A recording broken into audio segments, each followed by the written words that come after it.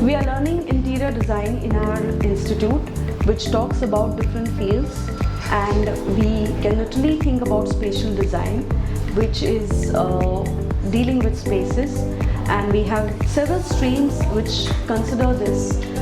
We can have commercial design, which is literally talking about different spaces like corporate, and while we are also considering offices in commercial spaces, shops, showrooms, etc.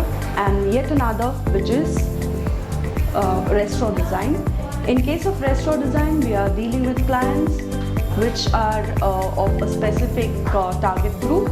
It can be anything from youth to family, etc.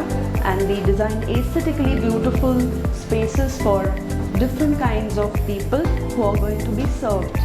While restaurant talks about the entire hospitality industry, we have to serve people in such a way that they feel like coming every time to the space and enjoy their experience.